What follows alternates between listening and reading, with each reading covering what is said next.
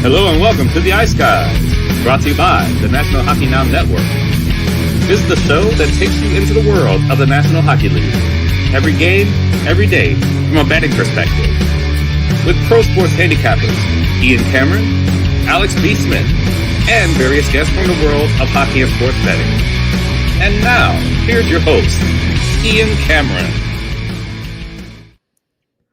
Welcome to the Ice Guys, presented by National Hockey Now. It is Thursday, February 16th, and it is Ian Cameron with you, ready to break down the Thursday NHL card. And we'll be joined momentarily by Alex B. Smith, by the way.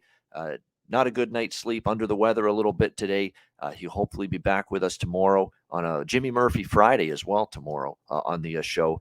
But today, I decided to either do the show on my own or we find a guest. And who better to find than someone that joined us just a couple of days ago? I said, you know what? The guy killed it. He was terrific. I don't think he lost a bet or lost a play that he gave out on the show on Tuesday when he joined us. So we invited Ben James at Straight Bet Ben on Twitter. Straight Bet Ben is joining us once again here on the Thursday edition of the show. He'll be joining us momentarily. He's just running a little late, but he'll be on in a couple of minutes from now. Before we get to tonight's card, a good solid 8-game slate on the Thursday NHL card. Let's look back on last night, and for me, it was a terrific Wednesday night. 9-1, 90% with our side and total wagers last night in the NHL. And that's not including the props, and we cashed some of those as well. But 9-1 with our sides and our totals in the NHL last night. As you know, I'm high volume. It is not a rare occurrence that I've got 10 plays on one night, and it was an outstanding Wednesday night. Arizona got it done as a big dog. People missed the reason I couldn't post the video of my little coyote sound with the win is because my battery on the phone was low, so I had to get it charged. So we'll do it now. Oh, oh, oh! There you go. Little Arizona Coyotes, they got it done. Plus 210 last night, thanks to a terrific effort in goal from Connor Ingram. Faced almost 50 shots and stood up with a shutout. Did not allow a single goal. In fact, he only gave up one shootout goal to Stamkos. Other than that, I mean, he was just outstanding for for the Coyotes last night in that 1-0 shootout win over the Tampa Bay Lightning. Very impressive performance there from Connor Ingram. The Toronto Maple Leafs, 9 seconds in, you kind of figured scoring the opening goal, William Nylander, you kind of figured maybe this is a night they're not going to fall victim to an inferior team for a change. And that indeed was the case. 5-2, Toronto with a solid win against the Blackhawks last night. The woes continue for the Minnesota Wild, down 3-2 to the Colorado Avalanche last night. Just a rough go for the Wild as their playoff hopes are now all of a sudden very much on thin ice here. They've got to get going. They've got to get on some kind of run, and it has been difficult for them to do that. And Colorado, credit to them, tough loss the night before against the Tampa Bay Lightning, but they go on the road on a back-to-back and find a way to get a 3-2 victory. Georgiev also getting 2 starts in a row in consecutive nights. He held up and played pretty well last night. And in spite of, Minnesota outchancing Colorado, all that matters at the end of the night is, did you make the most of those opportunities? Did you put the puck in the net? And the the Colorado Avalanche were able to do that. Minnesota, not so much, with Colorado getting that 3-2 win.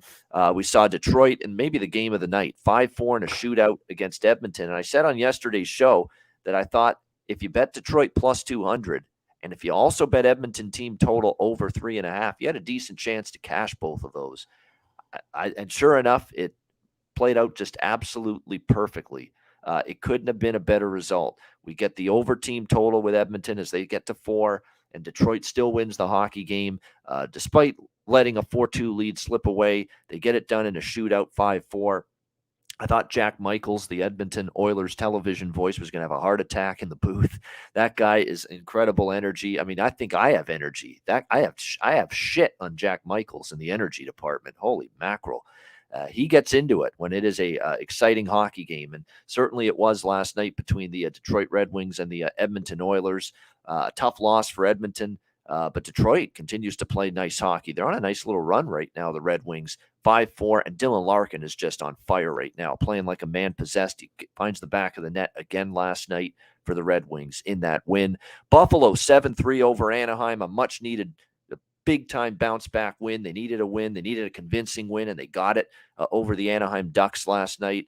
It was a terrific night from Tage Thompson. All the big guns for the Sabres stepped up and contributed to that effort and that 7-3 win. More defensive problems for Anaheim. What else is new? The game flies over the total. That was on my card last night as well, and an easy win there. And 6-4 Rangers over Vancouver last night. The Canucks, again, with a horrendous horror show defensively.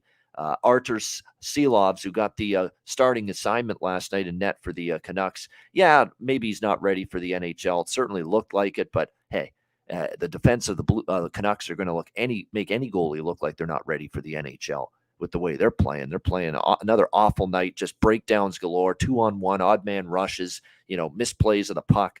Just breakdowns in coverage left and right. It happened again for Vancouver. And I said on the show yesterday when I said that I'm using the Rangers Canucks over as my best bet. I've cashed a bunch of overs in a row with Vancouver. I've heard this spiel from Rick Tocchet for several games now. We're focusing on defense. We got to work with these guys. We got to go back to school. We got to reinforce the defensive fundamentals and principles. And every game that goes by, he says that. And every game that goes by, there's no change. It's still the same hideous defensive hockey team. And we saw it again last night from the Vancouver Canucks. Rangers look good. I know it was Vancouver last night, but they've looked good since the break. Tarasenko has fit in perfectly with that team. That's a dangerous, dangerous hockey team. And a team that, a few months ago we were a little worried about. Worries are fucking gone now. Shesterkin's still, one of the best goalies in the league. Maybe not as good as last year, but he's still obviously a guy that's capable of just stealing games at playoff time. They've got much greater offensive potency now with Tarasenko, Zibanejad, Kreider's playing well. Panarin is on fire now. Heedle's been great, and the kid line with Kakko and Lafreniere have been able to get it done. So very impressive team right now, the New York Rangers. It's going to take a lot for me to want to dare to bet against them at this point in time.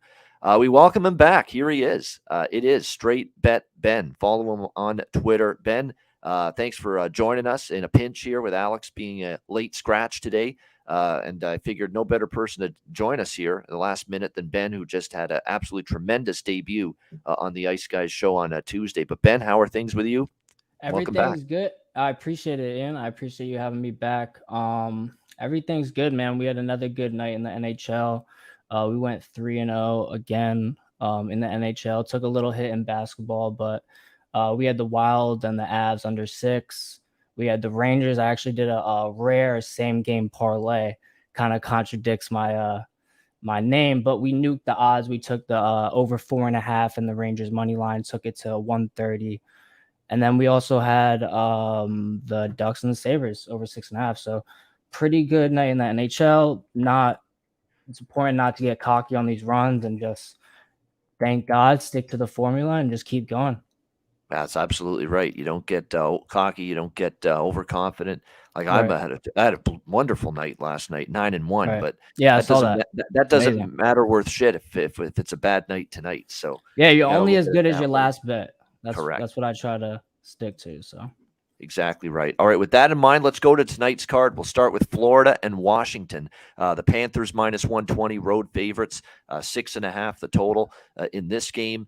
This is the Washington Capitals, of course, continue to play with heavy hearts, I'm sure, for their teammate, for their captain, their leader, Alex Ovechkin, who remains away from the team, the passing of his father, mourning the loss of his dad.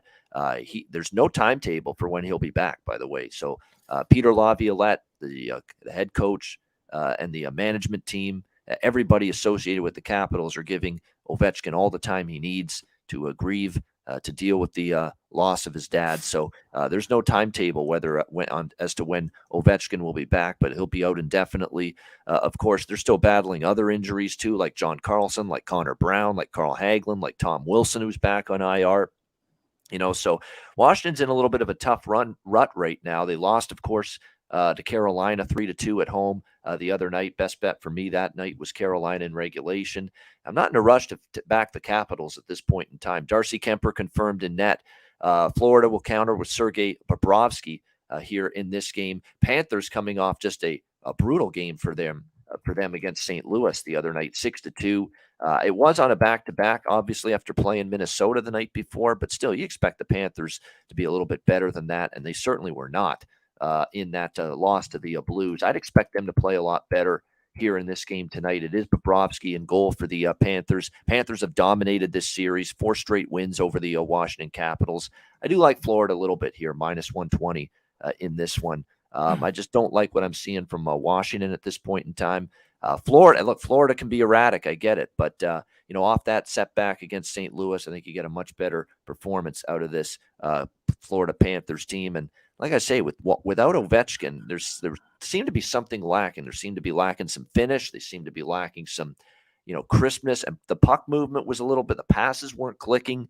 There were just a lot of things that were not, overly efficient with the performance of Washington against Carolina. I mean, and plus with Ovechkin out, it shakes up the lineup a little bit. All of a sudden, you've got Mantha, Kuznetsov, and Sheary, your top line. Milano, Backstrom, and Johansson, your second line. Oshie, for some reason, has been dropped to the third line. I don't get that move by Laviolette. He's the one that scored one of their goals against Carolina, yet they've dropped him to the third line with Snively and Dylan Strome. It's a weird situation here. I remember Don Granato did this going into the game against Los Angeles. Team scuffling a little bit, and he just completely puts the lines in a blender, thinking, you know what? We've got to try to shake things up here. And they played a horrible game against the LA Kings. I'm not saying Washington will tonight, but Laviolette's doing the same thing. He's just putting his forward lines in a blender here and seeing, it's like putting it in a randomizer and seeing what it spits out. I mean, I don't get these line combinations. Why the hell is one of your best forwards on the third line, TJ Oshie? Why the hell is Dylan Strome, who's played well since re-upping that contract extension, down on the third line? What has Anthony Mantha done to warrant being up on the top line? They need more offense from him. He hasn't been giving it to them, and yet he's been promoted to the top line. I don't understand that. I don't understand these line combos tonight for the Washington Capitals. I'm not saying solely bet Florida because of that, but I don't like it. I think there's chemistry issues. I think there's continuity issues right now with this Washington team, and Florida at a short price on the road. I like the Panthers here. What do you think, Ben? Florida, Washington. Yeah, so just to start off, I definitely want to show some my sympathy to Alex Ovechkin. I couldn't imagine losing one of my parents. It's just a tough thing to go through. I saw my dad go through it, so I definitely just want to give my thoughts with him. From a handicap perspective, I'm with you on the Panthers. I think I said last show that I loved how they came out at the All-Star break, and they were hinting at the team we saw last year that made it to the playoffs. So I do like Florida there, and I'm not really too on the fence on them just because they had a bad game to the Blues. Everyone has a bad game. It is what it is. But I do think they continue their streak here and definitely show some progression through the season. But however, I do like the under quite a bit as well. The Capitals are kind of just an under machine right now. We've seen 5-1-1 in the past 7 games overall, going 6-0-1 in the past 7 games. We just saw a Panthers line open at 7. I think it was versus the Wild, correct? Okay, and that game ended 2-1. So it's important to look at these. I know the Panthers are an over team, and last year for sure they were hitting 7s themselves. So we just have to be careful looking at these teams. The books definitely prey on you for these obvious picks that should be obvious, but I'm gonna lean to the under, and I lean to the Panthers. I also like some player props tonight. I was looking at some trends just before I hopped on the show. Brandon Montour over 2.5 at -145.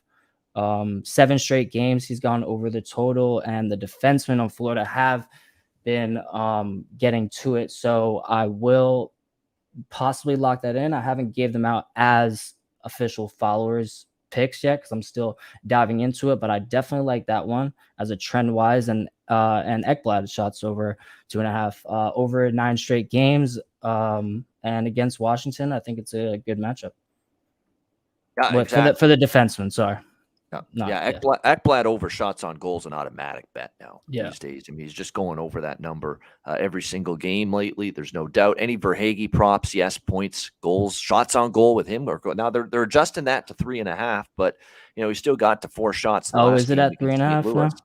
Yeah, they've moved it in some books. Okay. Some books have 2.5, some have 3.5, split line. So yeah, I saw it at DK at 2.5. So yeah, make sure you shop around. There are still some 2.5s out there, but yeah, it's definitely at a 2.5. It's a really good bet. 3.5, it can still get over. I mean, he's a shooting machine right now for this Panthers group. There's no question. With the juice here. Yeah, and sorry, and just to cut you off for 1 second, with the juice, don't be scared to lay the -150. If they're automatic, and at 2, if you can get it 2.5, it's worth laying the price. And if he doesn't hit it this game, try to keep riding it. Throw a couple bucks on it, because these guys are going over more than not. So it's something to take a look at. Yeah, I agree with that. So Verhaeghe for sure shots, Ekblad for sure shots. Barkov as well. Actually, Barkov might be worth a look in terms of shots on goal as well, because you look at it, he's probably going to take more onus tonight with Sam Bennett out. Remember, Sam Bennett plays on the line with Barkov, so I think Barkov's going to say, he's always willing to pass. He's a great playmaker, great passer. We know that. But I think with Bennett out tonight for Florida, that puts Barkov in a spot where he's going to be more the shooter tonight. Here in this Shooter McGavin, if you will, Alexander Barkov here for the Florida Panthers, because he's got Lindell and he's got Reinhart with him tonight. Like, they're okay finishers. They're not always, guys that put the puck in the net. So definitely, I think it's a situation where Barkov might be shooting the puck more tonight here in this game as well.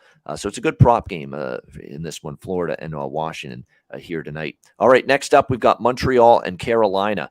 Carolina Hurricanes -440. Another one of these massive home favorites. Not quite Toronto last night against Chicago, but still pretty expensive. It's like that old Enterprise Rent-A-Car commercial with that old biddy. The guy gets the car for his old grandma there, and she's complaining. Like, it gets her a rent-a-car, and she's got the gall to say to him, "Oh, sounds expensive. Sounds expensive. How about you just say, you know what? What a nice thing you did for me. You got me a rental car. Thank you very much. I love you, my son," or grandson, or whoever the fuck he was in that commercial, rather than just first thing out of her mouth, "Sounds expensive." I mean, my gosh, that would drive me nuts. I mean, I'm getting you a rent-a-car here, Ma. Come on. Give me a break. Show me some gratitude, for fuck's sakes. But nevertheless, this sounds expensive here, like that commercial. Carolina here, -440 in this game against the Montreal Canadiens. Cam Ward, I think they're doing a ceremony for him tonight. Yeah, Cam Ward into the Carolina Hurricanes Hall of Fame. So I think they're doing like a little thing before the game tonight for him. Before this game against Montreal. I remember he had some absolute terrific performances, against this Montreal team when they played in the playoffs. That year they won the Stanley Cup. They had to beat Montreal, and Cam Ward was immense there in that game in that series against the Montreal Canadiens, and that started an incredible run. He was just a young goalie, first year, I think, at the time, and of course leads the Hurricanes to that Stanley Cup in 2006, beats Edmonton in the Cup final. I know it crushed all of Canada that the Oilers lost that series, but Carolina was a very deserving champion that year, and the guy that captained that team to the Stanley Cup, Rod Brindamore, in 2006, now coaches them. So definitely, certainly, everything comes full circle here coming into this game. This is to me, I'm going to go very, very bold. You thought I was bold with Arizona last night, and it paid off. I'm going to go even bolder here tonight. We're going to have smaller bets because you don't have to bet a lot to win much here in this spot. But we're going to sprinkle on Montreal puck line, or Montreal first period money line, Montreal full game money line, and the Montreal puck line at the +2.5 goals, which is around -145 right now in this game. This is not a good spot for Carolina. They just beat the Capitals the other night, back home for this pit stop against a lowly Montreal team who's not playing so lowly right now. This team, they're playing very well. They're playing hard every night.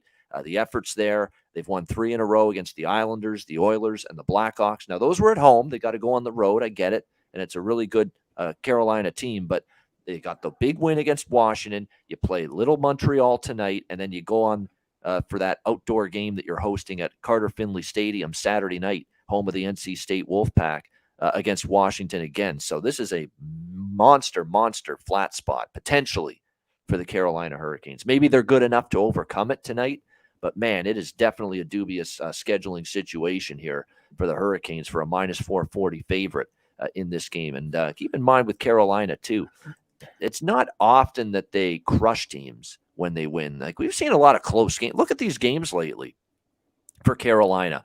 5-4 win against San Jose here in overtime. That was could have went either way. 5-4 against LA here in overtime. They end up barely getting past Washington last game by a score of 3-2. It's not like we get Carolina always winning games comfortably here. So, definitely the Montreal Canadiens, with the effort they've given, if they just bring something similar tonight against this Carolina team, I think they're competitive. And so I think the plus 2.5 goals on the puck line with Montreal is worth a look. I think that's probably the safest option. They can at least keep this within 2 goals in terms of a margin of defeat.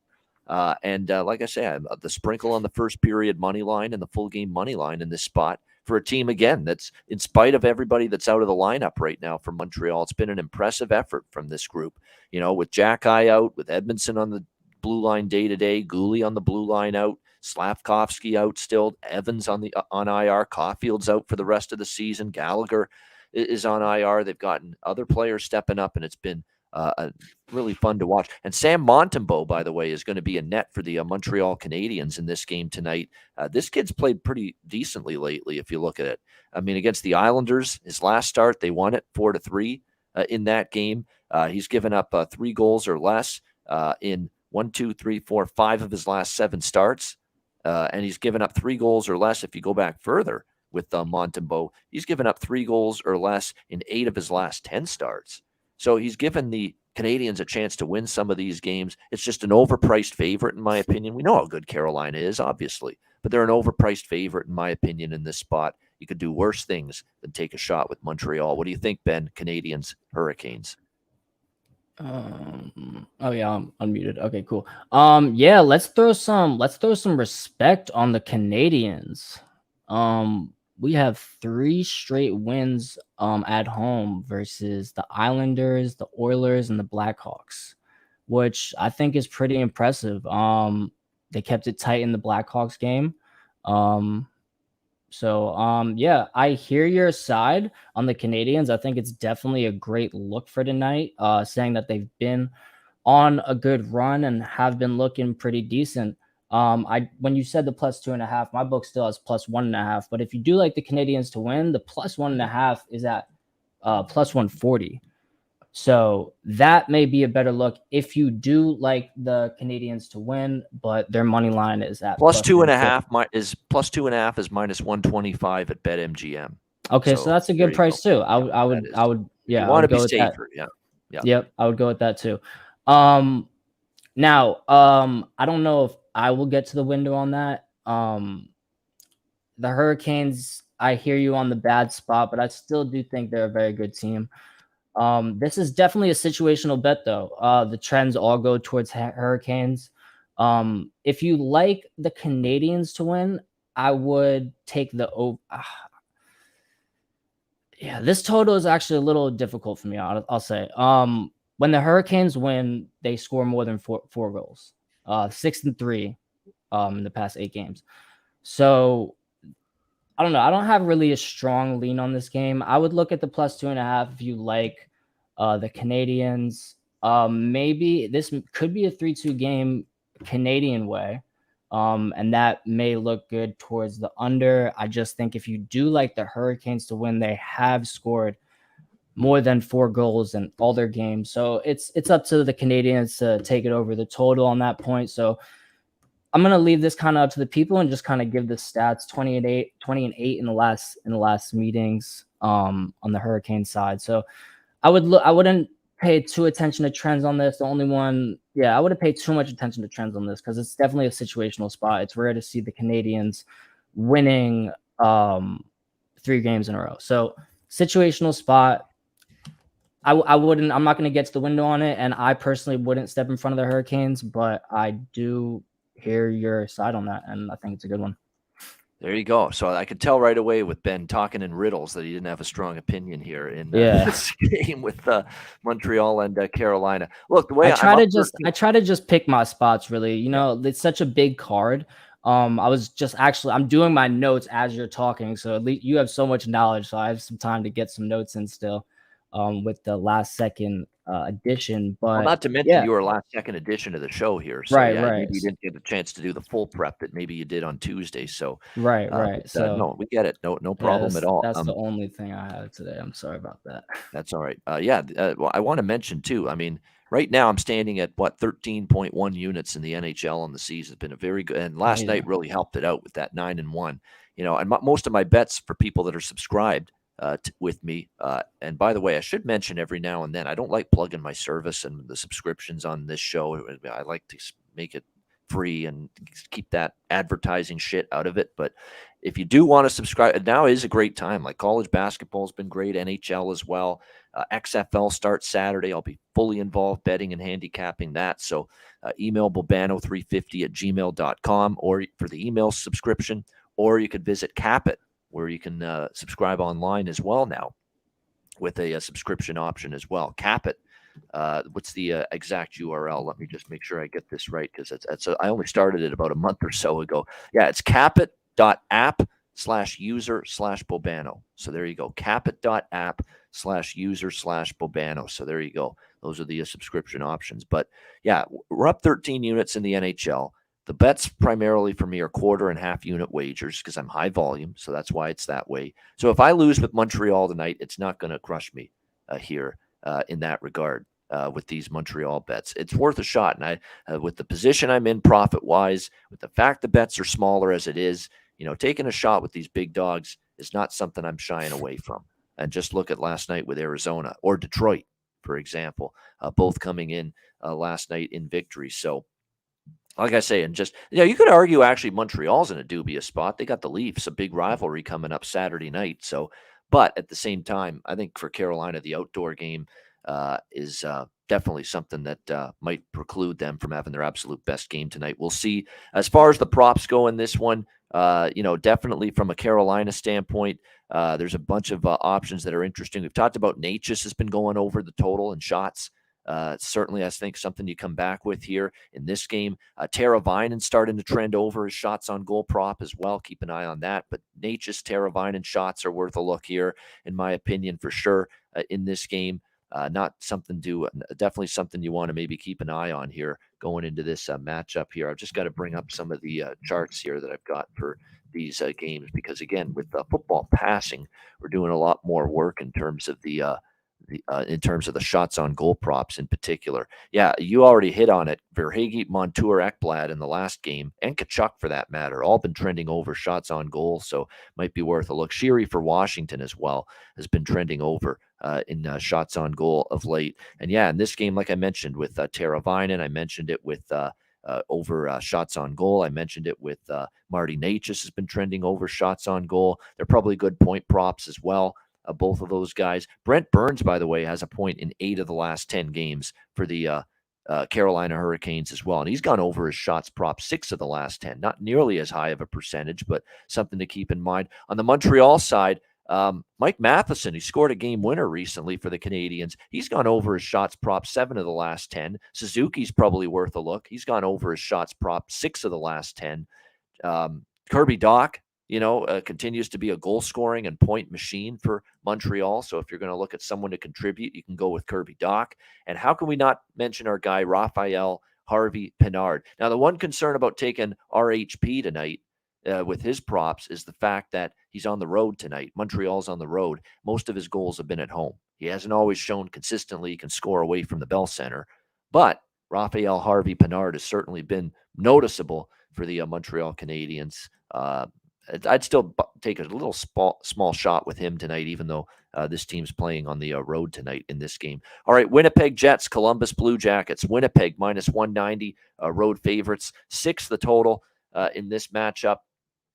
We'll see how it plays out, but the Jets coming off the 3-2 loss to the Seattle Kraken on Tuesday night, they'll certainly be looking to bounce back in the win column or no, they won, I should say. They beat Seattle 3-2 the other night against Seattle. So that's their third straight win. They've had a nice homestand. They've rebounded after losing the first 2 games of this lengthy homestand, and this is the final game of this Winnipeg 6-game homestand. They started it with losses to Buffalo and Philadelphia, and they have since won 3 straight against St. Louis, Chicago, and Seattle. So definitely doing a better job right now, this Jets team. We'll see if they can keep it rolling here tonight against this Jackets squad. It looks like it's Jonas Korpisalo for the Jackets here in this game, David Riddick for the Winnipeg Jets. Winnipeg's on the road here. That homestand's over. My bad. That was a 5-game homestand. They're in Columbus tonight for this one. Certainly, when you look at it, it's Patrick Laine, who's been.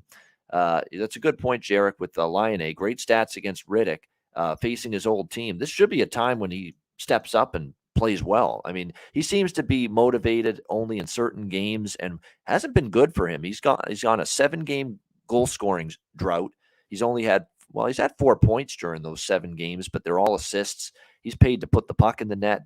He has not been doing that for the Jackets of late. So definitely, can he get the shit going and back on track tonight? We'll have to wait and see. But you would think playing his old team gets him all fired up to play here. He does have, like I said, points in 7 of the last 10 games for the Columbus Blue Jackets. If you're a goalie saves prop guy, Jonas Korpisalo has gone over his saves prop, which is 29.5 for the game tonight. He's gone over that 7 of the last 10. I mean, Columbus just gives up a shit ton of shots. We talk about that over and over again. So if you're interested, you could look in that direction. Marchenko for Columbus, you can count on him usually. On the Winnipeg side, of course, starting this road trip tonight in Columbus, and then it continues after that through a bunch of eastern places, New Jersey, Rangers, Islanders. They do the tri-state trifecta coming up after this game tonight. Head-to-head, Columbus actually beat Winnipeg 4-1 back in December in Winnipeg. It was one of those games where, again, the Jets just had a pretty flat, kind of lethargic performance that night. Columbus now at home trying to get themselves going. They have played a little bit better at home, but still 11-19 they are here at Nationwide Arena. Winnipeg 14-12 on the road. You look at the Jets, again, the homestand wrapped up very well for them. They're playing really good hockey, both ends of the ice. Connor Hellebuck, of course, still ill, as we mentioned, so that's why David Riddick is back in between the pipes tonight for the Jets in this game. Don't have a strong feel on it. I mean, I certainly lean to Winnipeg a little bit. Winnipeg in regulation, I might look at that, but I don't always like it as much with David Riddick. That might be enough to keep me off that side. I know he's played well. I shouldn't be that timid with David Riddick right now because he's played better. And right now for the Winnipeg Jets, you look at it, he is on a bit of a win streak right now for the Jets. He's been good. He's got a 2.52 goals against, 911 save percentage for the Jets going into this start tonight. He has won 4 straight starts going into this matchup. He beat Vancouver January 8th, Pittsburgh January 13th, Philadelphia January 22nd, and then he got the 3-2 win against Seattle back on Tuesday night. So he's played well for the Jets right now. So I do lean Jets in regulation. I do lean over. I don't feel strongly about either. What do you think here in this one, Ben? Winnipeg, Columbus. Yeah, so this is kind of like the same thing as the Hurricanes and the game we just talked about. But when I don't like a side or total, I definitely learned this from you guys last show about all the player props. Because I do like to get in on games, even when I don't like a side or total. Not saying I will give it out as an official play, but I was looking at John Morrissey's shots over goal, 2.5. He's been through the roof. So we have 9, 5, 9, 10, and 8, and 11 shot attempts in the last 6 games. We got Columbus, who allows 3rd most shots per games, 34.998 per game. And more importantly, the 2nd most shots to opposing defensemen, which is at 11.2 per game. So, and last time you and I were on the show, Ian, I think you gave out Dougie Hamilton on the Devils versus the. We'll get to him in a little bit. I think that's a little spoiler for what's coming up. Yeah. Okay, gotcha. But he recorded 6 shots versus the Blue Jackets, so I just think that's a good thing to look at. I'm with you on the over a little bit. The over is 9-3 in the last 3 meetings. So I would look that way. We have seen the Jets go under. Last time they did play the Blue Jackets, it was 4-1. And when Jets have won, they've also gone under. So I'm going to stay off the total. I'm really kind of just looking at, I do like the Jets to win though and bounce back. But as I said last show, I'm not looking to back them until I can really get a good feel about them. But I like John Morrissey over shots on goal, and I'm going to stay off the under, but I lean to Jets. Yeah, Josh Morrissey, it makes sense. I mean, he's shooting the puck a lot. He's had a great season for the Jets, no question. Someone in the chat saying Pierre-Luc Dubois over shots might be worth a look here. PLD, yeah, you know me. No question about that. Even Scheifele. I mean, look at Mark Scheifele's shots on goal numbers. 5, 3, and 5 shots in 3 of the last 4 games for the Winnipeg Jets. So those are 3 good shot props on the Jets side here for a team that hemorrhages giving up shots on goal. I think it's a good game to target Winnipeg Jets over shots on goal. We know Columbus gives up a shit ton of shots. The poor goalies, Korpisalo and Merzlikins, just face a ton of rubber. You see every night Korpisalo when he's in net, and he's in net tonight. He gets frustrated when he faces so many shots. So Dubois, Scheifele, Morrissey, definitely seems to be some good candidates here for the shot props on the Winnipeg side tonight. All right, next up, we've got Boston and Nashville. Bruins minus 180 road favorites, 5.5 the total in this game. I'm on Boston and reg in this one. Just to me, Nashville looks totally disheveled here since the break. To me, they're not going anywhere. They've had 2 bad home losses, Arizona, and of course, Vegas right after the break, where they were listless in that game. They didn't even get to 20 shots on goal that night against the Vegas Golden Knights. It's just a pretty bad hockey team, right? They are. I mean, thank goodness Saros played out of his mind for about 2 or 3 weeks there, or else they might even be down further in the standings than they are right now. So Boston in regulation is a nice little playable price here, minus 108. I think it's just not a good team at the moment. Nashville, they're not scoring goals, and good luck trying to score now against Boston. They've had this great defensive run lately, all season really. Allmark and Swayman have been good in net. Their blue line's been rock solid. They don't give up more than 3 goals very often. I mean, the 3-2 overtime win against Dallas, 2-1 lost to Washington, but they still only gave up 2 goals in that game. They gave up 2 in the win against Toronto. They played good defensive hockey. Even in some of their losses they had in the 3-game losing streak, they gave up a few goals. But when they win, it's usually very good defensive hockey. I think they've got the chance to take care of business. They've won 4 of the last 5 meetings against Nashville here in Music City. Each of the last 2 years, they've come to Nashville and they've won. They beat Nashville 6-2 here in Nashville 2 years ago, 2-0 in Nashville last year between these 2 teams. So, it's just not a very good hockey team right now. Nashville, they're struggling to score goals. Saros has not been nearly as good the last few games, and we're seeing when he's not nearly as good, they have no shot to win. They've got to get where's Johansson? Duchesne's quieted down lately in terms of his goal scoring for the Nashville Predators, which isn't good to see. Nino Niederreiter is ice fucking cold right now. This guy's been brutal. He's got 1 freaking point in the last 10 games for Nashville. Nino Niederreiter. Can't find him with a telescope right now on the ice for the Nashville Predators. I mean, all their big guns are shooting blanks, and this is now a Boston team with the defense and goaltending to make life very difficult to try to get that stagnant offense back on track, if you're the Nashville Predators. So, yeah, Bruins in regulation for me. It was a pretty straightforward decision here to go ahead with this.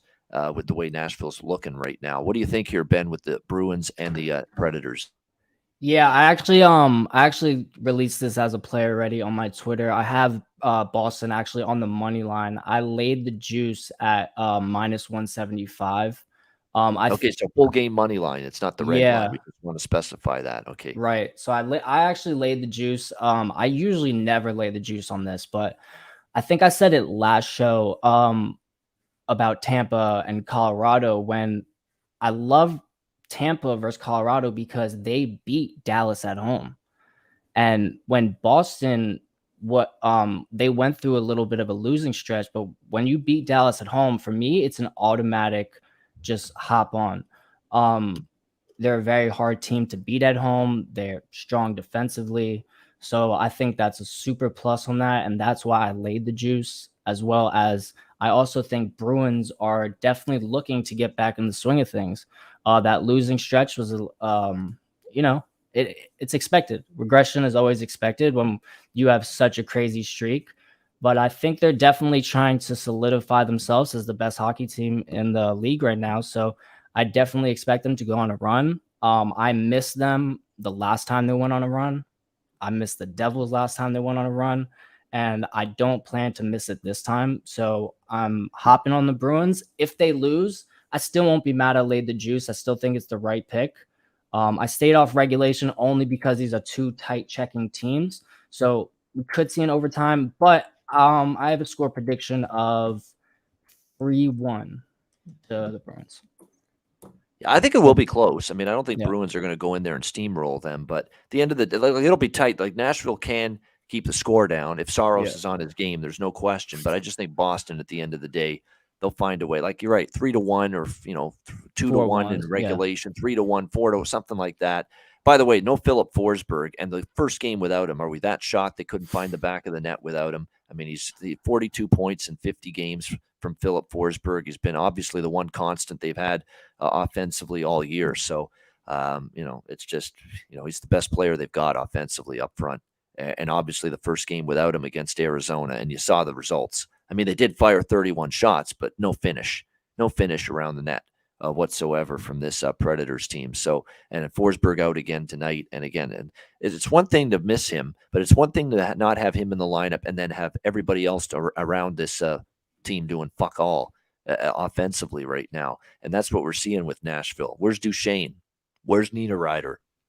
Where's Granlund? Where's all this talent that's supposed to put the puck in the net? Why the hell is Cody Glass the only guy? Like, thank gosh for Cody Glass and even Parson. And although he's cooled off a little bit, those guys were stepping up a little bit at points in time for Nashville. So they need their big guns to contribute, especially now with Philip Forsberg, sidelined due to injury. So we'll see, but it's not going to be easy tonight against the Bruins. Like the way I see it, if Saros steals the game, which maybe he does, or Boston was out partying and having fun in Music City last night, and that's how Nashville wins this game tonight. That's how I see it. It's either Saros stands on his head or Boston was puking their guts out after a fun night in Music City last night. And I don't know if that's going to be the case as a veteran team. I don't think they've been to Nashville a bunch of times, so we'll see if they're having fun last night prior to this game, but that remains to be seen. All right, that is the first half of the card. 207 live viewers right now on YouTube. Hit the like button. We appreciate it very much. No question about that. And also shout out to our podcast listeners. We'll be right back in a few moments right after we hear from Gramco. All right, whether you or your team's game is on the field, screen, racetrack, or the ice, Gramco is for the game. Grown by farmers who spent years developing premium hemp genetics, Gramco provides customers with consistent quality Delta 8 products ready for any occasion. Gramco currently offers numerous Delta 8 products such as vape cartridges, disposable vapes, pre-rolls, gummies, wake and bake coffee, and more. Gramco offers an enjoyable legal high delivered discreetly and directly to you, and is also available at many American retailers as well. Get the best Delta 8 cannabis products on the market shipped quickly and discreetly from Gramco. You visit www.thegramco.com, use promo code ICEGUYS, you get 25% off of any order, and all orders on the site that are $50 and higher are shipped free with standard shipping. So live elevated with Gramco and check out their wonderful Delta 8 products today.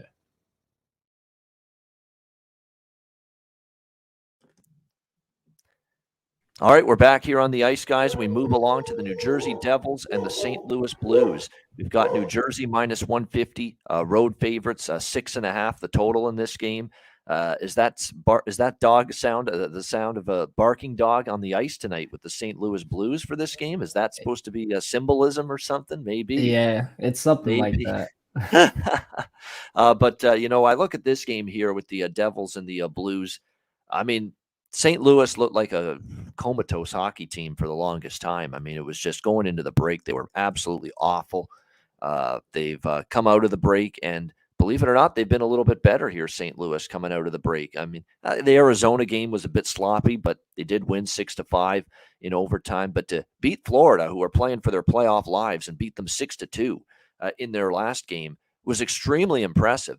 Their offense has exploded with 6 goals in both games coming out of the break, 12 goals in 2 games for the St. Louis Blues. So it's been very impressive from them. We'll see if they can maintain that offensive production here tonight at home against New Jersey. They've won 4 of the last 5, 3 of the last 4 since the All-Star break. And even without Jack Hughes in the lineup, we've seen the Devils go 2-1 without him so far in the 3 games without Jack Hughes. Now, there is potential Jack Hughes returns tonight for the New Jersey Devils. He could play and make his return here in St. Louis tonight. 50-50 chance to play, according to Lindy Ruff. So obviously this is news that everybody's waiting on right now.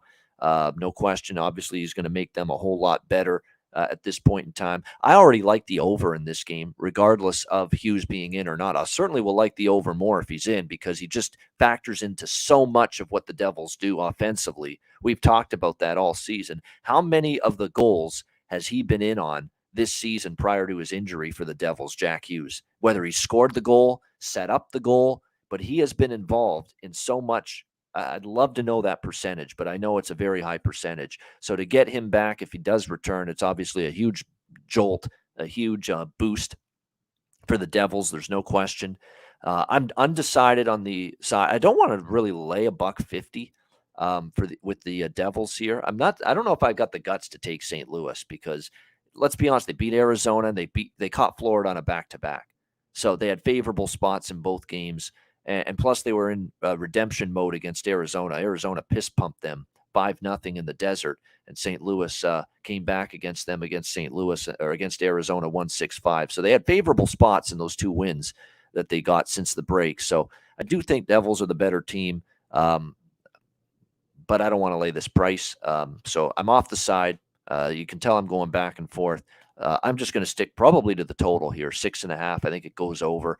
We did see last meeting between these teams was 5-3 in New Jersey. It went over the total. 3 of the last 4 meetings have gone over the total. I know New Jersey's gone under 3 straight, but played a struggling Seattle offense. Minnesota can't put a puck in the ocean right now, so no surprise that went under the total. The Columbus game, there were a lot of chances in that game. It's just the puck wasn't going in, but don't be fooled by the 3-2 score. It could have been higher scoring than that. So I'm back to the well with the over. I pretty much committed to overs with St. Louis right now. They still have offensive potency. They do in their lineup, even though they're probably going to be sellers at the deadline. Schen's playing well. Robert Thomas, Kairu's been amazing. Ryan O'Reilly might be playing as Barbashev is being talked about in trade rumors right now for the St. Louis Blues. So these guys are all coming to play right now. And how about Sammy Blais as well? Sammy Blais here with a goal and hit one of his first 2 games as well with the Blues after being part of that Tarasenko deal. So I like goals in this one more than either side. What do you think in this one, Ben? New Jersey, St. Louis. Up, you're muted. Sorry about that. I muted it because the dog for the Blues. Okay, so I'm with you on the over. Over is 11-3 in the Devils' last 14 games following a win. Side perspective, I personally think the Devils should be way higher than their price right now. I think they should be around -180 in my opinion. I think we get a little lower of a line because, like you said, we have seen the Blues start to pick it up a little bit. But in my opinion, I really do think they still suck. Sorry to say it like that. I think the odds makers are kind of trying to make us believe that they still have hope for a good run, but I don't know. I just don't see it, especially with the Devils ranking number 3 in shot against and the Blues ranking number 17 this season. I just can't get there. The Devils also own a plus 291 shot differential. Blues are -160 this season. So I don't know. I just can't really get there on the Blues. If Jack Hughes is in for the Devils, that makes my play even better. I actually released this to my followers, and -150 is about the highest I'll go, except for the Bruins. I did it tonight for them. So if Jack Hughes is out, it still doesn't bother me. Like you said, they're stringing together wins. It's the Ovechkin thing that bothers me, if anything, when it comes to players being out. Devils are also 4-1 in the last 5 when their opponent allows 2 goals or less in the previous game. Devils are 20-6 in the last 26 road games, especially with Vanacek and Vanacek between the posts. I think that's a good look for the Devils tonight. And I'm not going to stress the back-to-back wins with the Blues. I think I'm just going to ride with the Devils. It's my home team. I literally didn't say they were my favorite team the first time I was on the show, and I think I got roasted a little bit, but I'm going to back my home team tonight. And there you go, Devils. El And Diablo. El Diablo. And I like the over. I'm with you on the over. The Devils can put pucks in the net, and the Blues actually, they came out firing against the Panthers. 2 straight goals in the first period. It may have been more. I was out, so I didn't get to watch the game fully, but yeah, I think it's a good spot for the Devils, and I'm all over them tonight. All right, liking the Devils here to get the job done. I think I want to take them. I don't trust St. Louis just because they beat Florida on a back-to-back and they beat Arizona, big deal. But I'm just hoping the price would be a little bit better on New Jersey than this. And we are still waiting on the news of Jack Hughes in or out for the Devils tonight. But I like the over regardless. Like I say, it's been trending over. Yep. St. Louis has been trending over. St. Louis is scoring, and they're still giving up goals. I mean, that's the way you look at it with St. Louis. So they're a pretty straightforward team for me to look over the total. As far as the props go, there are a bunch that I like in this game. Andre Palat, a point in 8 of the last 10 games. Bratt, a point in 8 of the last 10 games. Dougie Hamilton, whatever props you want on Dougie Hamilton, go for it. Bet him. Bet the fuck out of them. He's especially if Hughes is out again, because as I've talked about, he's been driving the offense from the blue line, shooting the puck even more without Jack Hughes on the ice. And whether it's shots on goal over, whether it's scoring points, whether it's scoring a goal, all of those props are worth a look to me on Dougie Hamilton. Even with Hughes back, they might be worth a look. They're even more worth a look if he's out once again for the New Jersey Devils tonight. So keep that in mind. He's also got assists in 6 of the last 10 games as well for the New Jersey Devils. So there's some good. Jordan Kyrou's been going over his shot prop 6 of the last 10 of late. It looks like Kyrou as well with points in 7 of the last 10. Buchnevich with points in 7 of the last 10. So all decent point options as well that you could consider for this St. Louis team tonight in this game. But definitely you look at it, Dougie Hamilton goes without saying. Definitely a good prop option here with the goal, assists, shots on goal. I mean, he's gone over shots on goal now 8 of the last 11 games for the Devils. So definitely, if it ain't broke, don't fix it. His shots on goal was over the other night. I was on that. We're going to go back to that here tonight. All right, Detroit and Calgary. Calgary minus 280, home favorites, 6.5 the total in this game. I mean, this Flames team is just, they'll drive you mad. They'll drive you crazy. But, man, if there's ever a spot to take them first period puck line, it's tonight. And that's what I did. Get in and get out with Calgary. Don't trust them for 60 minutes. Do trust them in the first 20 because they got Detroit coming in here off that thrilling, epic, it's exciting, up and down the ice, back and forth affair with the Oilers last night, 5-4, a shootout win for the Detroit Red Wings. Calgary definitely could jump on them early. I don't like the full game puck line because with Calgary, they always seem to let the opponent back into the game. It is Dan Vladar in net for the Calgary Flames tonight. Daryl Sutter all week long after that meltdown not a meltdown by Markstrom, but he has to stop that shot by Stützle in overtime when they lost that game against Ottawa. He absolutely has to stop that puck, and he did not. And now there's people wondering if they should just commit to Dan Vladar moving forward.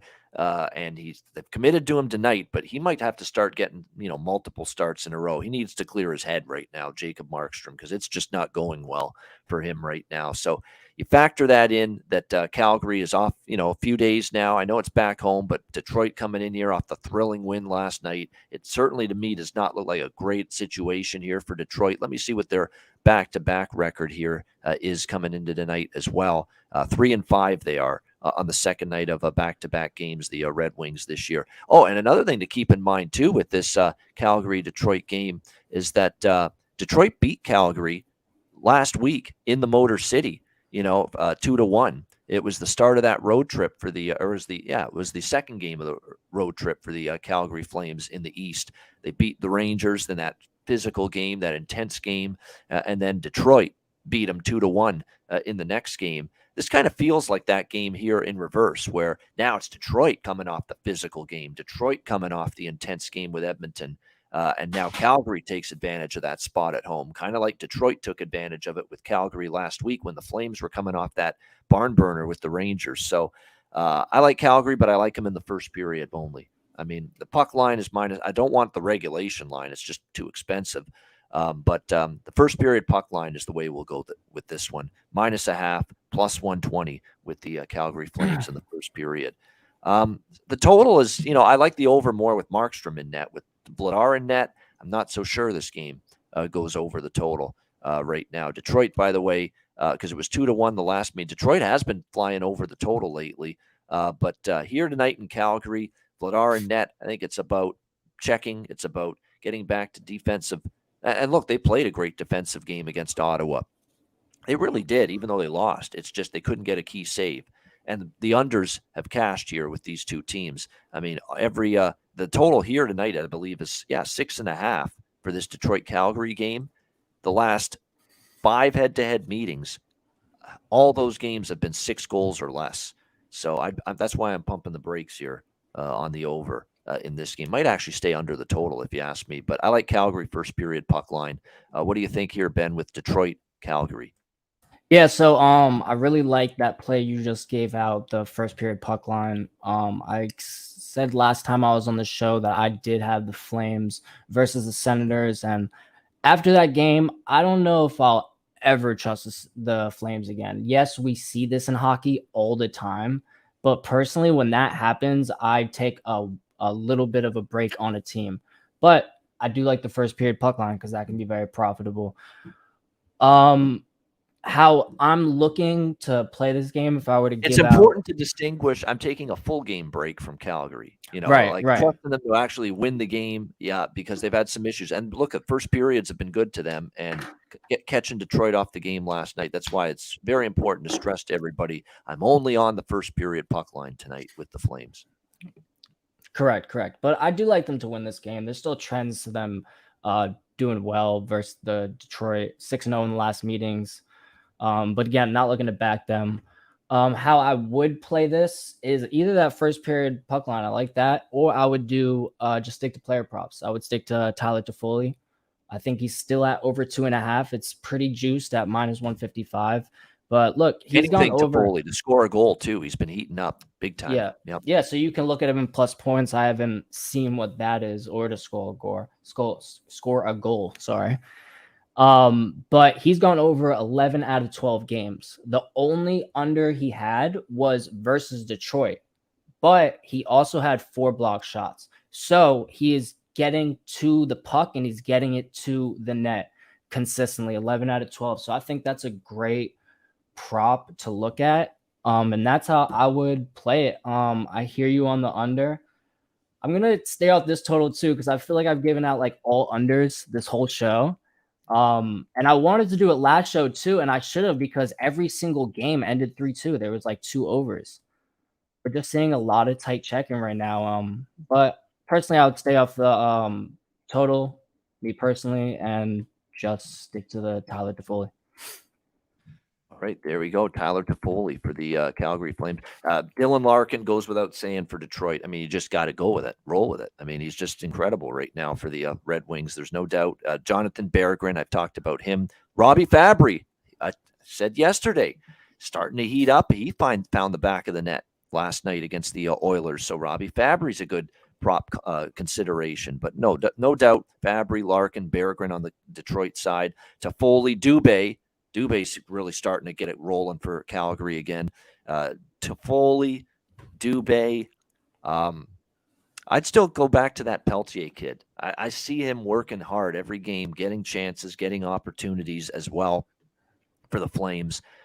He's taken advantage of this opportunity, and definitely I think he's worth a look. Yeah, Fabry with 5 points and 2 goals in the last 2 games. I mean, what Larkin's doing is incredible. He did finally stay under his shots last night, 3.5, but I'd still lean over tonight with that. And again, he's gotten goals in 4 straight games, a 5-game point streak with 9 points in those 5 games for Dylan Larkin, the captain of the Red Wings. He's been great. Berggren's a consideration as well. Like I said, Dubé, Toffoli, Peltier.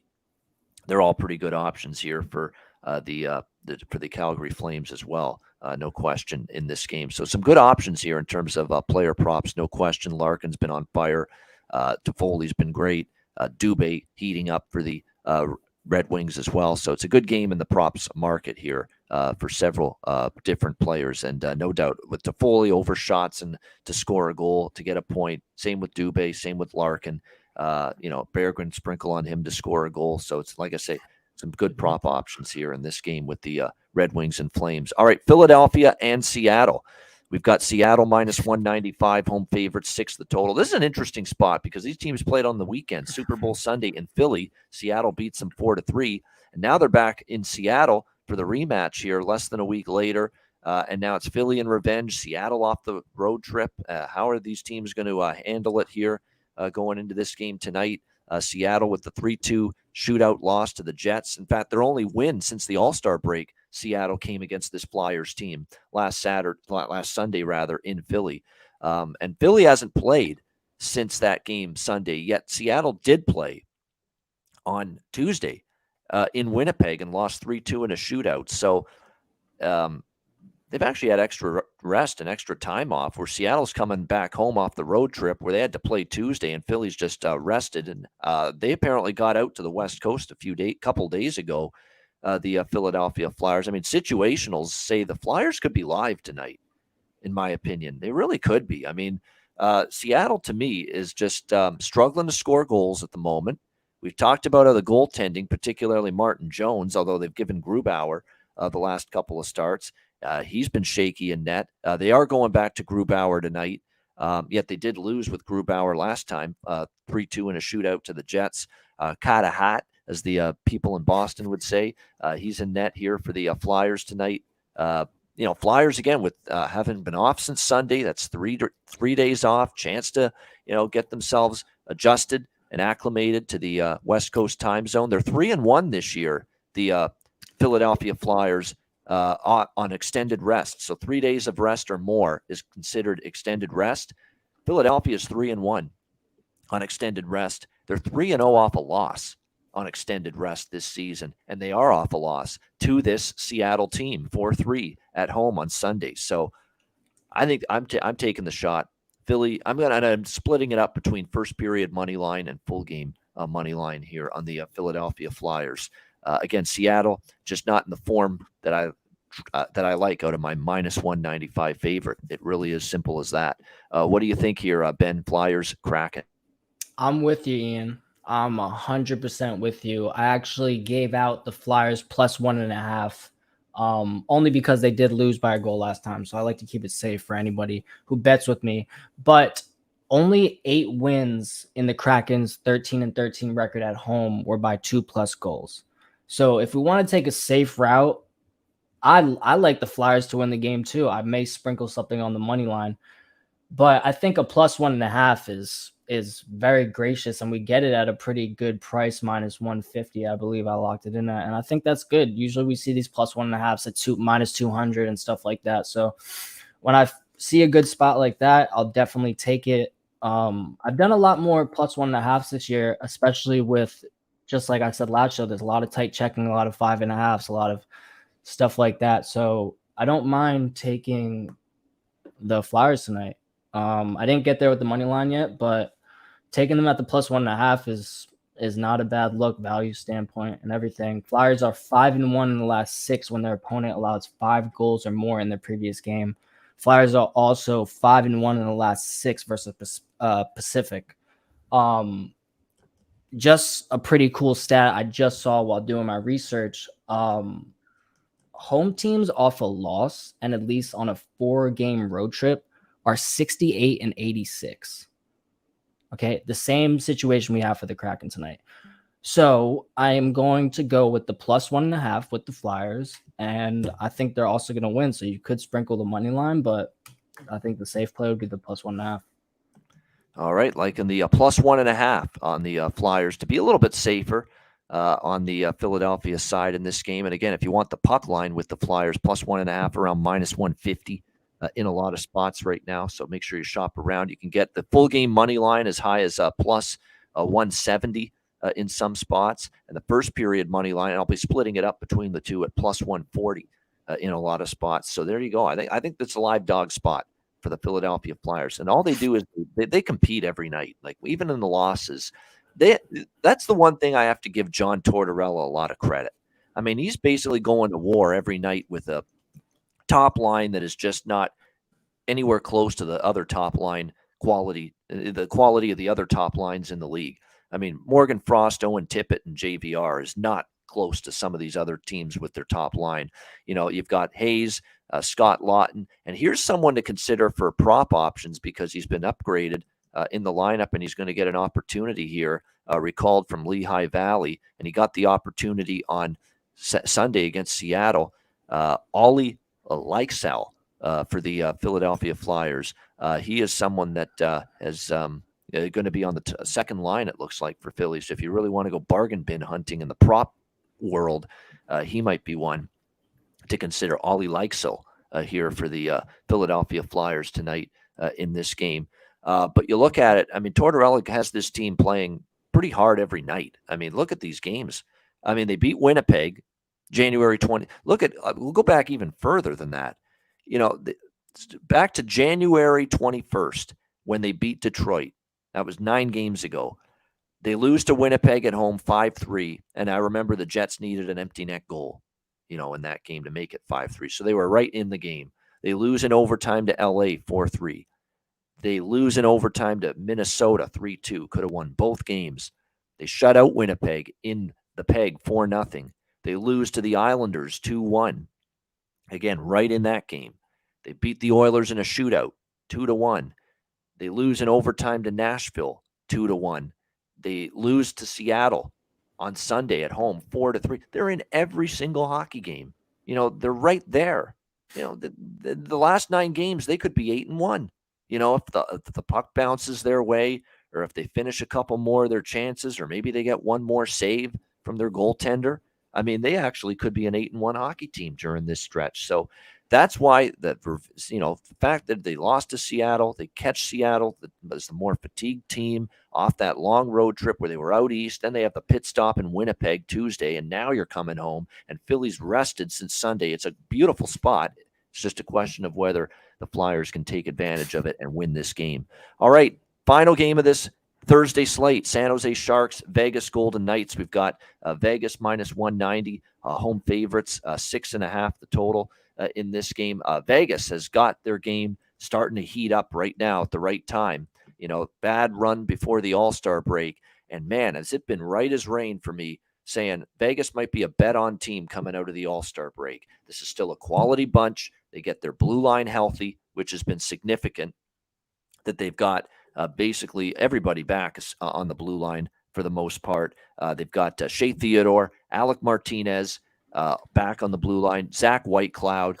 They're all healthy again on that Vegas blue line. And other than Logan Thompson, the goalie, their number 1 goalie, and Mark Stone, who of course remains on IR, everybody else is healthy for the most part. So they're getting their game back together again, which is good to see. No question about it. And sometimes you're going to get your theories right, and sometimes you're going to get them wrong. And I said after the All-Star break, Vegas is going to be a bet-on team. I'm going to be looking to back this team. I took them against Nashville. I took them against Minnesota. I didn't take them against Anaheim because they were laying such a big number, and they blew the doors off the Ducks 7-2 on the Super Bowl Sunday. So, you know, they are definitely rounding into form right now. The Vegas Golden Knights, 3 straight wins since the All-Star break. I have no interest fading this team right now.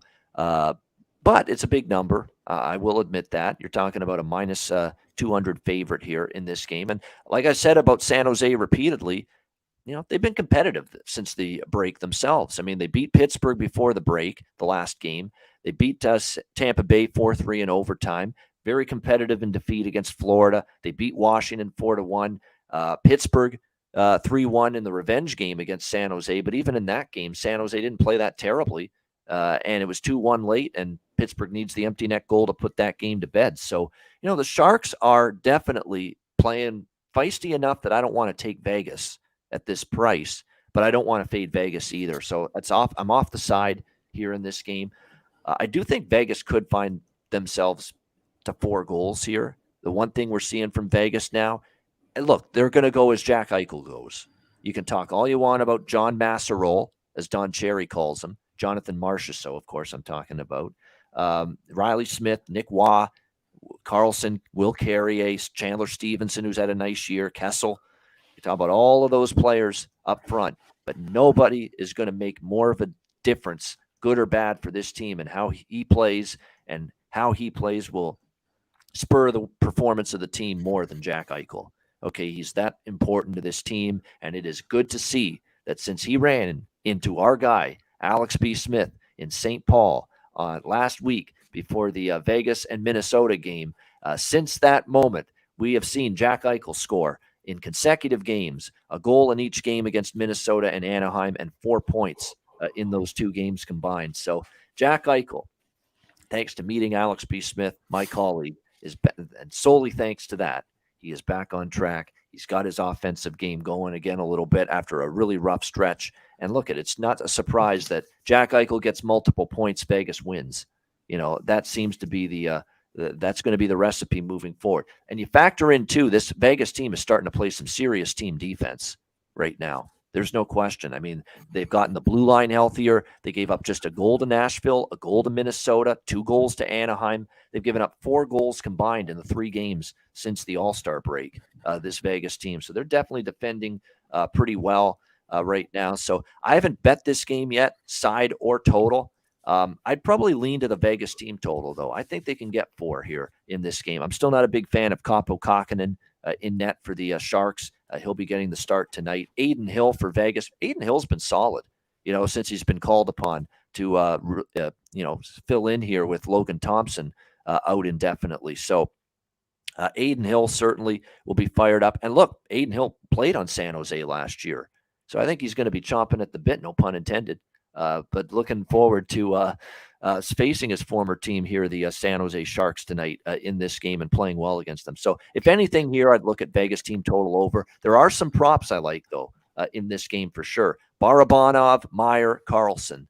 Take your pick. Those are 3 guys that are feeling it right now for San Jose. Meyer and Carlson continue to want to showcase themselves for the trade deadline. They're always a prop consideration for me with San Jose.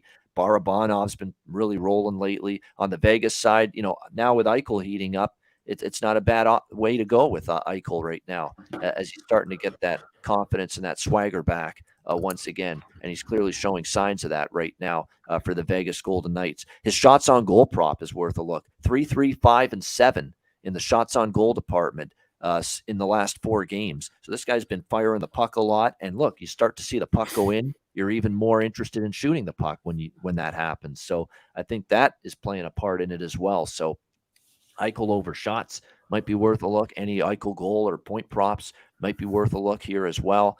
Going into this game, Meyer's gone over shots on goal 7 of the last 10. Carlson with over 1.5 points in 6 of the last 10 games for the San Jose Sharks. Petrangelo's gone over his shots on goal for Vegas from the blue line in 7 of the last 10 games as well. So some good options here in the prop market. If I were to bet anything side or total, haven't locked it in yet, but I am veering toward Vegas team total over 3.5 here at -130. What do you think here, Ben? Last game on the card, San Jose, Vegas. Yeah, let's get it. Let's wrap it up with a good one. I haven't bet this game personally either, but when I was picking my spots for last night, my hand automatically went to the over. Over 6-1 in Sharks' last 7 Thursday games, over his 21-4 in Sharks' last 26 versus Western Conference. And for the Golden Knights perspective, over a 7-1 in the last 10 after allowing 2 goals or less. Always good things to look at. I think it's a good player prop game for sure. I haven't got to the window with this, but I was talking with my buddy this morning, and I think I said it last show, like when the Sharks are up a goal, take the other team. So him and I were doing that, and we were looking at this game today, and I think I may take the Sharks first period, or at least to get a goal. Something like that. That's where I'm more leaning, if just off top. I don't know if I'll get there, but I do think that's actually a really strong play. I don't think they'll win the game, but I really don't know. The road team is actually 5-1 in the last 6 meetings. So it's something to it's something to look at for sure. I think the Golden Knights may come in here a little cocky after a 7-2 win. We have seen them come out of the All-Star break firing, especially who did they play first when they came out? Yeah, San Jose has beaten them 2 in a row here in Vegas. It is worth pointing that out. Yep. No, I'm in no rush to lay this price with Vegas. I think if you're going to attack Vegas, you attack the team total, or you leave it alone, or you take San Jose. That's what. Yeah. Well, I also think that maybe the team total for the Sharks is a good look too, over 2.5. I think that could be a good look too. But I really like the first period. I like the Sharks to at least get a goal in the first period, or win the first period. Someone just said it's at -160. I think I don't know, maybe I wouldn't lay that, but as far as an early cash, that wouldn't be bad if it did cash, because I like, we all like hitting those early ones to add to our bankroll. So I don't know, maybe I'll get to it, but if I were to say anything about this game, I would say definitely don't count the Sharks out. Terrible team, we all know that, but I think there's definitely some money to be made with them.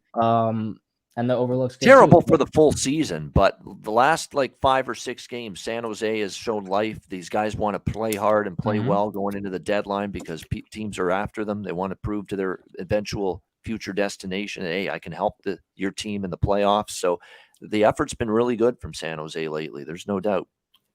And no, IceX, I would lay 160. I just don't know if I'm going to do that today. Maybe if I hit some earlier bets, maybe if we have some extra bankroll, we'll throw it on into late game. So if we get some money by 9 p.m., maybe we'll just throw it on there. It's like one of those bets you make if you have had a good day, a smaller bet. It's not one of your best bets or anything like that. So definitely, I know what you mean by that. But it's an interesting game because, you got the red hot Golden Knights, Aiden Hill against his former team. Remember, he had the one season with San Jose last year, Aiden Hill. So will that spur a hell of a performance from him? That remains to be seen. But interesting matchup here, Sharks and the Golden Knights tonight. And you're right, San Jose has been a thorn in Vegas's side here in some of these recent games. All right, that is the by the way, Alex and I, one thing I will say with Alex, I see him in the chat. He's likely going to be back with us tomorrow. Alex and I will definitely be on one broadcast team in particular for this game tonight, and that's the Vegas television broadcast. Neither of us want any part of the San Jose television broadcast for this game. As a little ode to our television broadcaster rankings, which will be released to our Patreon subscribers next Thursday. And speaking of Patreon, patreon.com/iceguys. Sign up, subscribe. It's just $10 a month. Goalie charts, totals charts, power ratings. We've got our daily Ice Guys show betting card. We've got our Jimmy Murphy Rink Tales video that we recorded up on the Patreon page. After the show, I'll be putting up the Q&A video with Alex and I that we recorded. And then again, next Thursday on the Patreon page for our subscribers exclusively, we'll have the top all 32 NHL local TV broadcast teams ranked from 32 to number 1. So looking forward to unveiling that to everybody next Thursday. So Ian, I did want to mention real quick, sorry, about the Sharks and Golden Knights. Someone did say it in the chat too. We have seen a lot of money come in on the Sharks. It opened at plus 190 when I look at the boards. Now they're at plus 165. So I think a lot of the public is kind of thinking the same thing, or at least the savvy bettors. So just wanted to put that out there. Yeah, and San Jose's been, like I say, San Jose's been very, very competitive and a tough out lately. Just ask Tampa, just ask Florida, just ask Washington, who they beat 4-1 on Super Bowl Sunday. So definitely, it's not been easy. And it's that whole same angle we took the other show, where it's like sometimes these great teams just don't get up. Yep. Play down to competition. It's happening. It does seem to happen. Like even I know if Tampa outshot the hell out of Arizona, but when you're really playing at your best, you're locked in, you're going to finish some of those chances. They didn't. You could tell they were just a little off. And that's what happens when you're playing down to competition. It's not just that the effort wanes, it's the execution wanes. And that's what happened with Tampa Bay last night. So it's funny, people say, well, you got lucky. Tampa Bay should have won that game. They outplayed them. No, their execution was off. Their offensive execution was off all night. Okay, Ingram was excellent. There's no question. But your execution isn't that shabby. when you're locked in and you're playing your best and you're focused on the opponent. You want to win that game badly. Tampa Bay had that offensive clinical finish against Colorado the night before. They did not have it last night against Arizona. I get it. The goalie played great, but that's a big part of it. It's not just when we say teams that play down to their competition, the better teams when they play down to their competition against worse teams, it's not just the effort maybe wanes. It's that their finishing ability, passing, you miss on some passes. Your finish around the net isn't as good, isn't as sharp. That's part of playing down to your competition as well. So that's something definitely to look out for when you're in those kind of spots as well. All right, we got best bets to wrap up this show coming right up in just a moment, right after we hear from Manscaped. Support for the Ice Guys is brought to you by Manscaped, our good friends at Manscaped, who are the best in men's below-the-waist grooming. Their products are precision-engineered tools for your family jewels. Manscaped's Performance Package, the ultimate men's hygiene bundle. Join over 7 million men worldwide who trust Manscaped with this exclusive offer for you, courtesy of the Ice Guys. Get 20% off of any purchase and free worldwide shipping with the promo code Ice Guys. That's promo code Ice Guys, all one word, ICEGUYS at manscaped.com. If my math is correct, that's about 400 million balls that you can help preserve with manscaped.com using the promo code Ice Guys. You get the Performance Package 4.0. It is a game changer. The Lawnmower 4.0. It takes care of this, among other things. It'll keep you trim as can be. The Lawnmower 4.0, waterproof. Same thing with the Weed Whacker, which takes care of your ear hair, nose hair. I mean, nose hair in particular. I'm getting up there in age, and nose hair is becoming definitely more of an issue. This will take care of it. It feels like someone's tickling the inside of your nostrils sometimes. It pisses the hell out of me. It bothers me. I need to take care of that shit. This will take care of it for you. The Weed Whacker.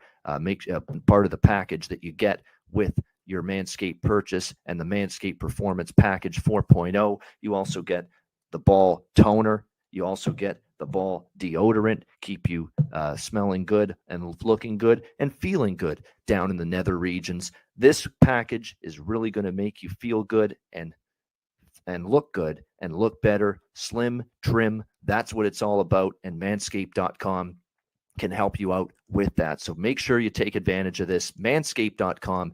Get 20% off and free shipping with the promo code IceGuys at manscaped.com. That's 20% off with free shipping at manscaped.com, and use the promo code IceGuys. Unlock your confidence and always use the right tools for the job with Manscaped.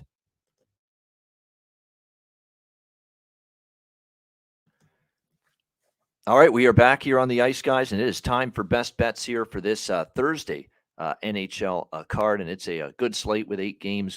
Ben, you obviously crushed the board on Tuesday when you were on with us, and including your best bet. What have you got for an encore here tonight?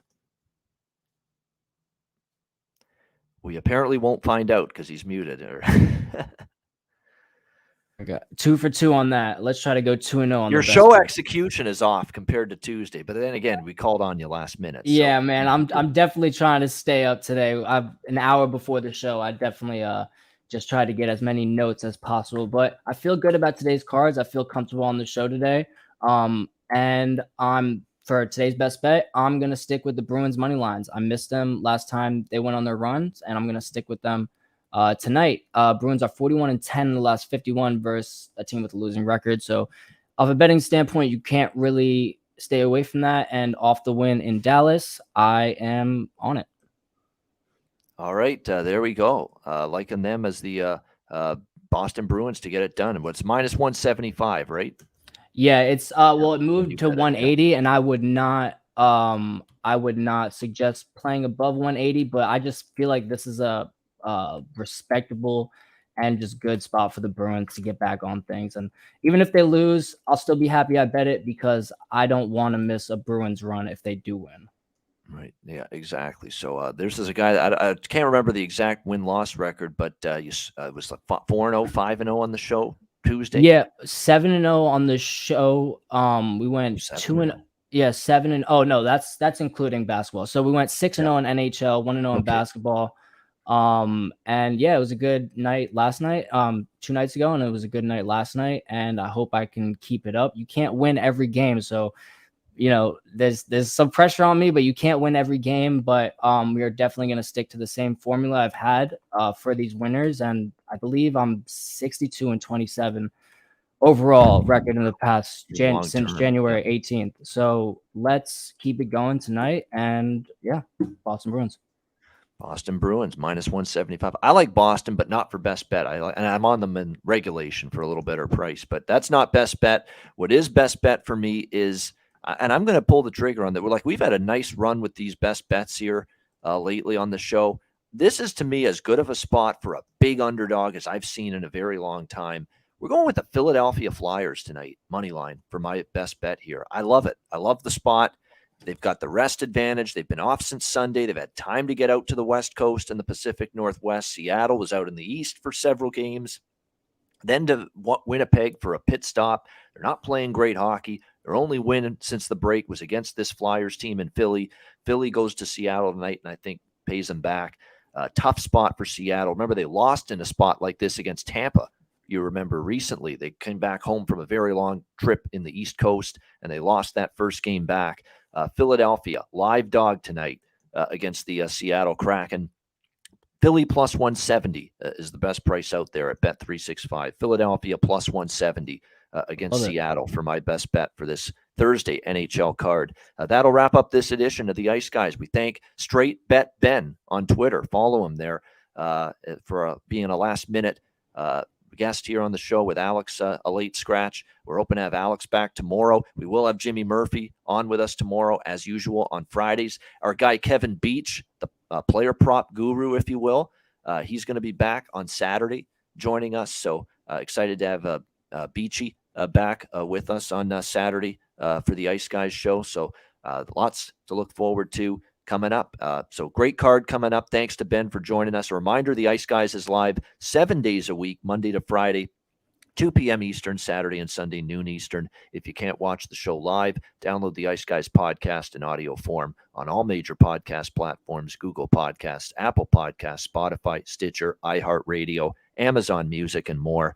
Download the Ice Guys podcast when you can't watch the show live. For our special guest, follow him on Twitter at StraightBetBen. I'm Ian Cameron. Have a great Thursday night. Enjoy the games and good luck. And we will talk to you again tomorrow on Friday for another edition of the Ice Guys presented by National Hockey Now.